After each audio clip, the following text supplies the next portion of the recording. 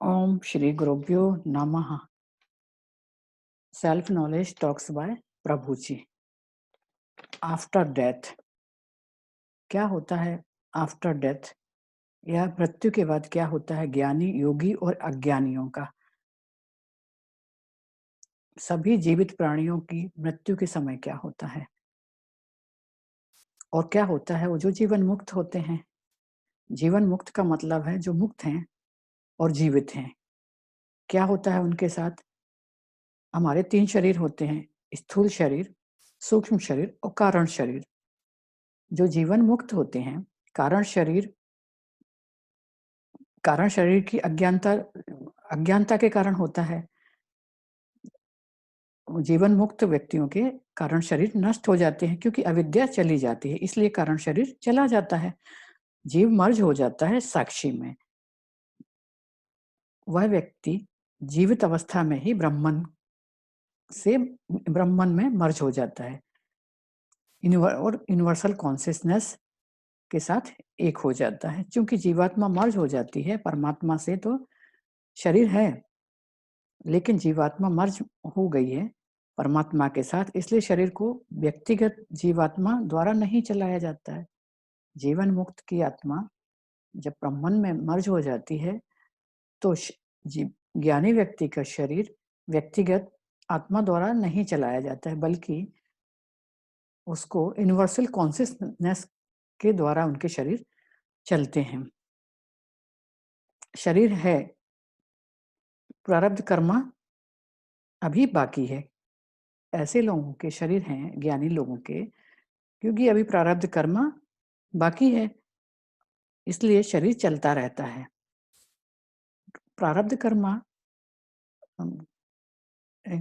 Teaching से संबंधित हो सकते हैं, क्योंकि ज्ञानी व्यक्ति अपना ज्ञान दूसरों को हस्तांतरित करते हैं, दूसरों को ट्रांसफर करते हैं, शास्त्रों को भी लिखते हैं।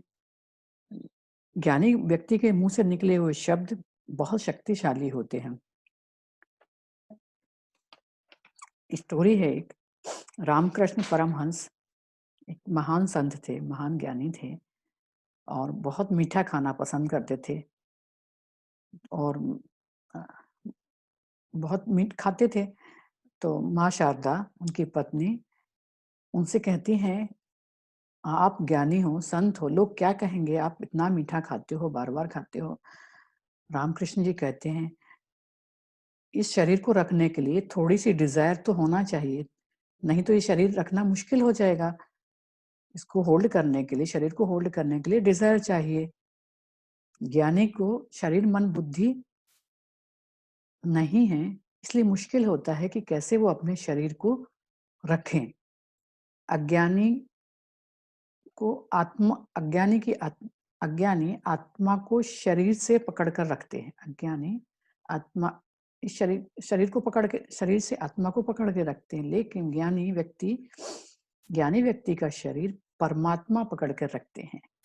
अंतर है दोनों में, ज्ञानी और अज्ञानी व्यक्ति में।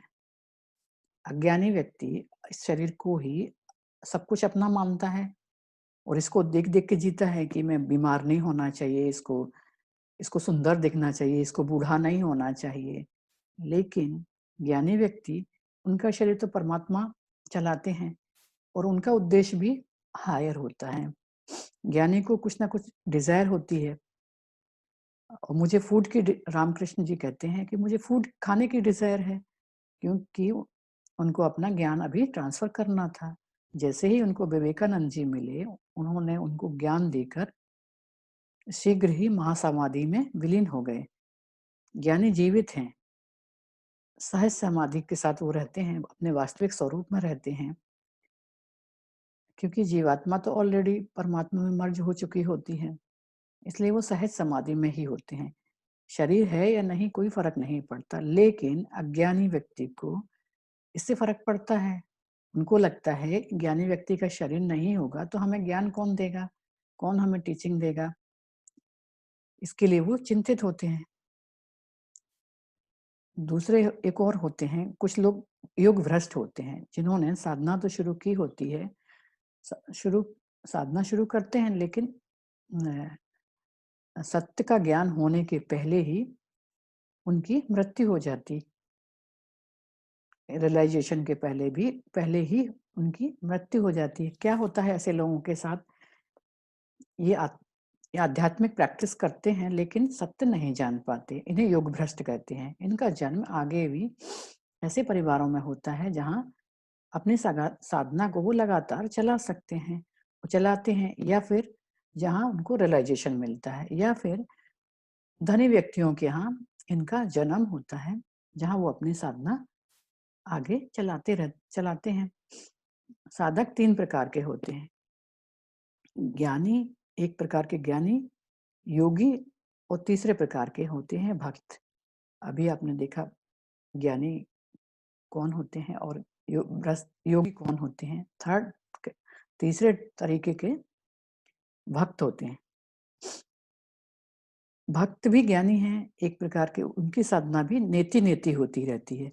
ये नहीं, वो नहीं। आखिरकार उनको रियलाइज़ हो जाता है कि वो आत्मज्योति ही हैं।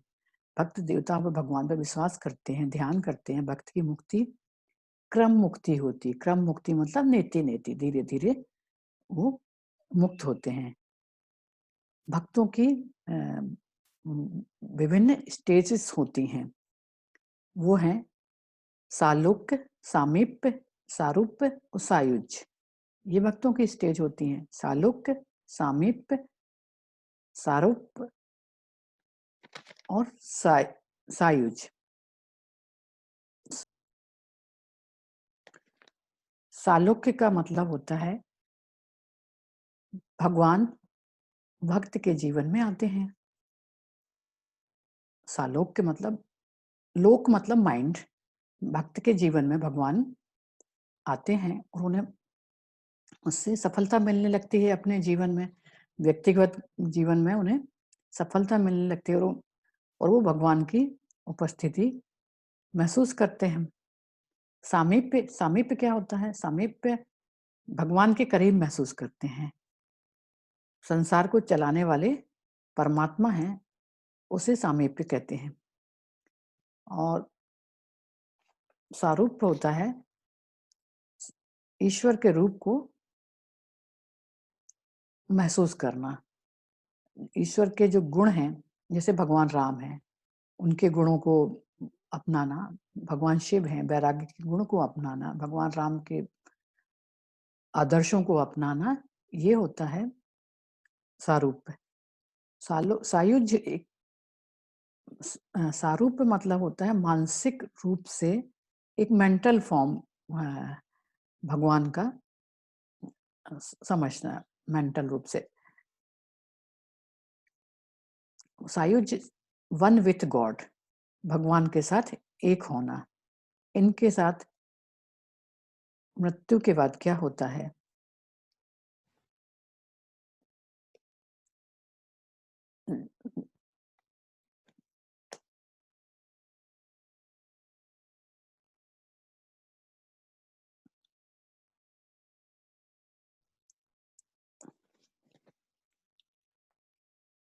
भक्त की मृत्यु के समय क्या होता है?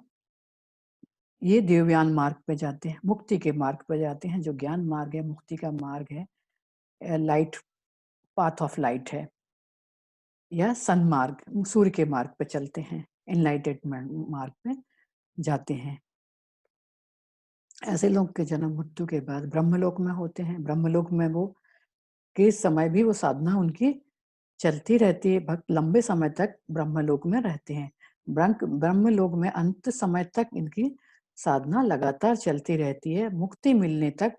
इसे देवयान मार्ग या उत्तर नारायण मार्ग कहते हैं, पाथ ऑफ लाइट। भक्त की एक स्टेज होती है। इनके साथ क्या होता है? जो आध्यात्मिक साधना नहीं करते हैं, वे कुछ ना कुछ धार्मिक कार्यक्रम करते रहते हैं। उनका मन मुक्ति की तरफ नहीं होता है। अच्छे कार्य करना उनका उद्देश्य होता है। अच्छे कार्य हो सकते हैं धर्म का, अर्थ, काम, मोक्ष। मोक्ष यानी ज्ञानी, मोक्ष ज्ञानी और भक्त ही जाते हैं और योगी जाते हैं। जो मुक्ति की तरफ नहीं होते हैं, मोक्ष ज्ञानी, योगी और भक्त ही जाते हैं। जो मुक्ति की तरफ नहीं देखते, वो धार्मिक कार्यक्रमों में लगे रहते हैं। वो कई तरह के कार्य धार्मिक आयोजन करते हैं। पंचयज्ञ, देवयज्ञ, पंचयज्ञ होते हैं देवयज्ञ, पितृयज्ञ, मनुष्य यज्ञ, भूत यज्ञ और ऋषि यज्ञ। ये यज्ञ धार्मिक व्यक्ति कुछ ना कुछ करते रहते हैं। ये लोग पाथ ऑफ डार्कनेस पे जाते हैं, जिसे पितृयान कहते हैं।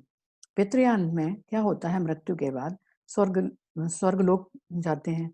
स्वर्गलोक में जब पुण्य खत्म हो जाता है, पुण्य खत्म करने के वापस पृथ्वी पे इनके जन्म होते हैं। ये पाथ ऑफ पितृयान कहलाता है। अधर्मी कौन होते हैं? वो लोग जो दूसरों को नुकसान पहुंचाते हैं, जानवरों को नुकसान पहुंचाते हैं, पशु पक्षियों को नुकसान पहुंचाते हैं, पर्यावरण को नुकसान पहुंचाते हैं और वो दूसरों को दुख देते हैं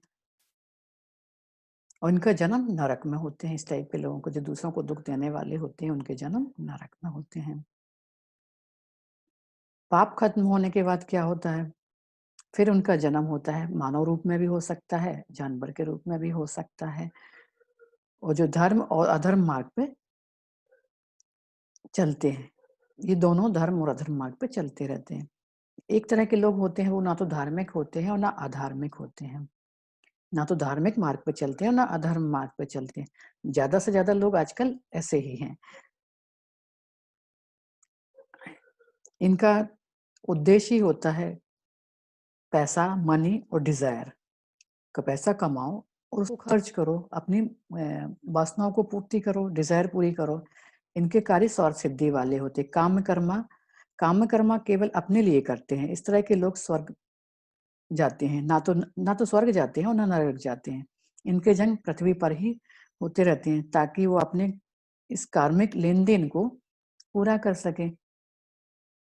हमारी फैमिली, हमारे दोस्त, संबंध, बिजनेस, हमारा सब कुछ कार्मिक कनेक्शन के कारण ही है।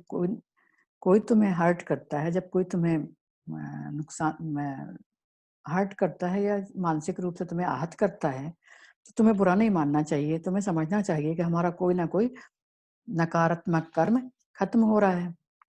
कोई तुम्हारे लिए अच्छा करता है या बुरा करता है, तो वास्तव में हमने जो भी किया है वही हमको मिल रहा है, ऐसा हमें समझना चाहिए।